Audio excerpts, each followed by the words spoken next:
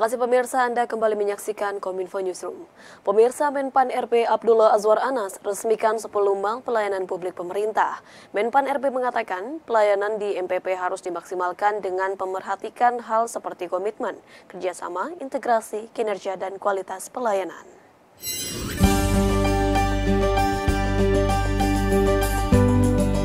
Menteri Pan RB Abdullah Azwar Anas meresmikan mal pelayanan publik pemerintah di Jakarta 31 Oktober 2023. Dalam peresmiannya, Menpan RB mengatakan pembangunan mal pelayanan publik menjadi komitmen pemerintah dalam memberikan kemudahan akses pelayanan publik bagi masyarakat. Pembangunan MPP tersebut merupakan tindak lanjut arahan Wakil Presiden yang menginstruksikan bahwa MPP dibangun di seluruh kabupaten kota hingga 2024 mendatang. Ke-10 MPP tersebut berada di Kabupaten Aceh Tengah, Kabupaten Tulang Bawang Barat, Kabupaten Lebak, Kabupaten Buleleng, Kabupaten Sekadau, Palangkaraya, Kupang, Manggarai Timur, Morowali, dan Kabupaten Bode.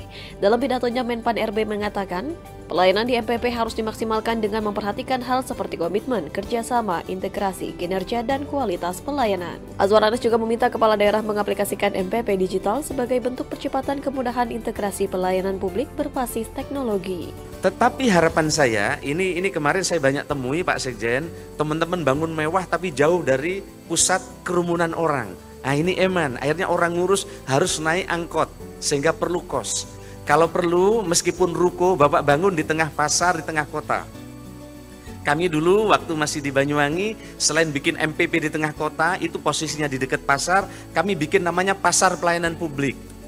Ya rukonya Pemda di tengah pasar kami sulap. Kecil nggak besar, diresmikan almarhum Pak Cahyo sebagai Mendagri waktu itu, tapi di situ ada 75 perizinan. Jadi Mbok Yem Yunah sambil belanja, pulangnya selesai. Kementerian Pembangunan Manusia dan Kebudayaan bersama dengan instansi terkait meluncurkan dashboard desa dalam rangka kebijakan pembangunan desa. Diharapkan dengan dashboard tersebut dapat mempercepat pembangunan desa dan penghapusan kemiskinan ekstrim.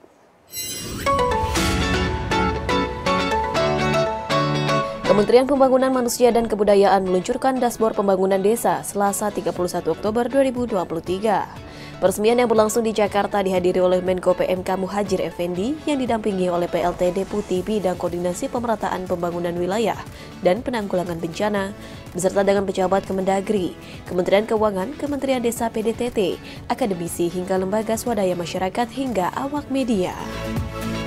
Sorni Paskah selaku PLT Deputi Bidang Koordinasi Pemerataan Pembangunan Wilayah dan Penanggulangan Bencana mengatakan, dashboard desa ini merupakan aplikasi website berbagi pakai informasi yang akurat antar kementerian dan lembaga untuk mendukung efektivitas koordinasi, sinkronisasi, dan pengendalian kebijakan pembangunan desa. Dengan demikian, kementerian lembaga yang memiliki kepentingan dapat dengan efektif bekerja sama mengambil keputusan yang lebih akurat dan memastikan bahwa upaya pembangunan pedesaan berjalan dengan harmonis, sinergis, sesuai dengan visi dan misi pembangunan berkelanjutan yang lebih baik bagi semua masyarakat di desa. Sementara itu, Menko PMK Muhadjir Effendi mengatakan, dashboard desa sangat bermanfaat sebagai pelengkap kebutuhan informasi yang dapat disajikan untuk kementerian lembaga dalam pembangunan desa dan percepatan penghapusan kemiskinan ekstrim. Dengan adanya dashboard ini, kita bisa Menko PMK dan seluruh jajaran kementerian teknis yang lain itu bisa memantau, bisa tiap hari pergerakan dari kemiskinan di pedesaan. Dan kalau kita sudah tahu ada kemiskinan di situ, kita juga segera merancang intervensinya secara terus-menerus. Pemirsa, Kementerian Pembangunan Manusia dan Kebudayaan menyelenggarakan Seminar Nasional Kolaborasi Pembangunan Desa menuju Indonesia Emas 2045 dan peluncuran dashboard desa. Di kesempatan tersebut, Menko PMK menekankan pentingnya sinergitas sebagai upaya pengentasan kemiskinan ekstrim dan stunting secara menyeluruh di tiap desa.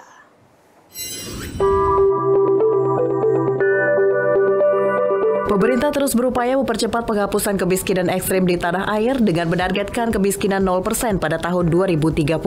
Sedangkan target prevalensi stunting yang harus dicapai pada tahun 2024 yakni 14%.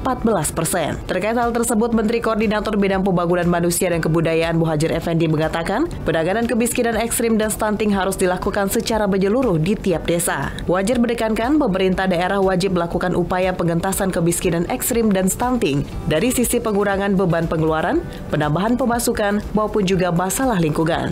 Ia juga meminta pemanfaatan dana desa untuk mengentaskan kemiskinan ekstrim dan penanganan stunting harus bisa dimaksimalkan serta mengajak seluruh pihak terkait untuk berusaha keras dalam mewujudkan realisasi penghapusan kemiskinan ekstrim. Kalau kita bisa mengakselerate aktivitas ekonomi dan itu berbasis desa, saya membayangkan cepat Indonesia itu makmur. Dan saya kira sudah tepat Pak Presiden memberikan subsidi, menggerojok dana langsung kepada desa itu. Hanya bagaimana supaya pejabat-pejabat di desa, kepala desa, dan seluruh aparatnya itu amanah, betul-betul memiliki visi yang kuat masa depan, memiliki kemampuan tata kelola yang cukup tangguh, itu saya yakin. Kalau dapat dana desa jangan keburu untuk dipakai kawin lagi misalnya. Itu pasti akan membuat kita akan makmur.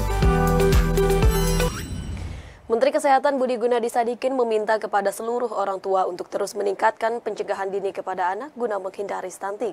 Salah satu upayanya adalah dengan menimbang berat badan dan mengukur tinggi badan anak secara rutin setiap bulannya di puskesmas terdekat.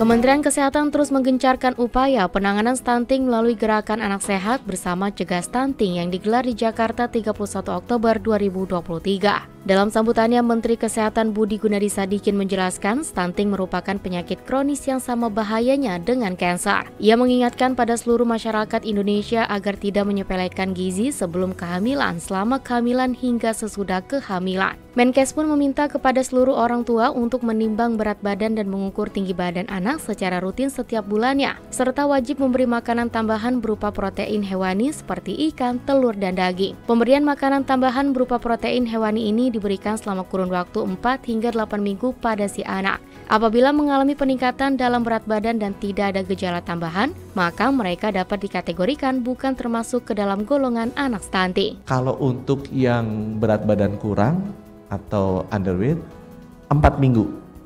Dia harusnya 80%, 90% sembuh. Kalau dia wasting, gizi kurang 8 minggu. Nah itu yang butuh uang sebenarnya. 4 minggu makan, tambahan di luar makanan biasa ya, isinya protein hewani. Kalau dia sudah lebih buruk statusnya, gizi kurang 8 minggu. Insya Allah kalau ini dijalanin, 4 minggu kasih protein hewani untuk yang berat badan kurang, dan 8 minggu kasih protein hewani buat yang gizi kurang, dia tidak masuk menjadi stunting. Kalau udah stunting, udah telat di cancer stadium 5 Bapak Ibu, yang bisa sembuh mungkin cuma 5%, 10%, dan itu mesti di-take care rumah sakit mahal segala macam. Ya, jadi cegahlah stunting, jangan mengobati stunting, jangan sampai masuk stunting. Pemirsa, penyelenggaraan kejuaraan balap air internasional Aquabike akan menyemarakan potensi Danau Toba pada 22 hingga 24 November 2023 mendatang. Selain mempromosikan destinasi super prioritas Danau Toba ke seluruh dunia, ajang balap ini juga untuk mengakselerasi pemulihan ekonomi pariwisata. Indonesia kembali menjadi tuan rumah World Aquabike Championship 2023. Keputusan tersebut ditandai penandatanganan kesepakatan sejak 21 Juli 2023 lalu oleh pejabat H2O Racing, Aquabike Promotion Injury, dan pemerintah Indonesia. Selain Kabupaten Toba, acara yang diselenggarakan pada tanggal 22 hingga 24 November ini juga berlangsung di 3 kabupaten lainnya, mulai dari Kabupaten Karo, Dairi, juga Samosir. Ketua Panitia Nasional Penyelenggaraan Kejuaraan Balap Air Internasional Aquabike, Dito Aryo Tejo, mengatakan, kejuaraan jet ski ini digelar dalam rangka mengembangkan potensi Danau Toba sebagai destinasi pariwisata super prioritas asal Sumatera Utara. Dan event ini juga dengan dasar desain besar amanat, desain besar olahraga nasional DBON, dan terutama dalam upaya pembangunan sport tourism yang dapat menjadi instrumen penting dalam peningkatan ekonomi masyarakat. Sementara itu, Kartika Wirjoatmojo selaku Wakil Menteri BUMN menilai, balapan di perairan Danau Toba ini akan mempercepat pengembangan sport tourism di kawasan tersebut, dengan harapan dapat memberikan dampak ekonomi nasional lebih besar dari pendapatan saat event F1 H2O di Danau Toba lalu. Kita beberapa tahun lalu telah berhasil menggelar F1 H2O dengan kesuksesan yang luar biasa waktu itu, 25.000 pengunjungnya dengan impact ekonomi 1,7 triliun. Harapan kita bisa mengulang kesuksesan tersebut, dan ini tentunya dengan ada 4 kabupaten waktu itu, khususnya Pak Bupati Balige. Nah sekarang dengan Toba, bupati yang lain bisa sama-sama menikmati event ini. Waktu itu terus terang kita juga tidak expect bahwa animo masyarakat demikian besar. Bukan cuma dari lokal tapi juga Jakarta lebih besar. Nah ini dengan persiapan yang ada sekarang, harapannya nanti tentunya para penonton, supporter dari Jakarta maupun dari daerah bisa terus bergerak ke sana. Dan ini dengan adanya 10 atlet nasional juga tampil, tentunya juga bisa menjadi flagship untuk Indonesia juga nanti ke depan bisa masuk ke Aquabike International. Pemirsa, usai jeda kami akan mengajak Anda dialog mengenai riset pengendalian habitat keong perantara skitosomiasis. Sesaat lagi tetaplah di Kominfo Newsroom.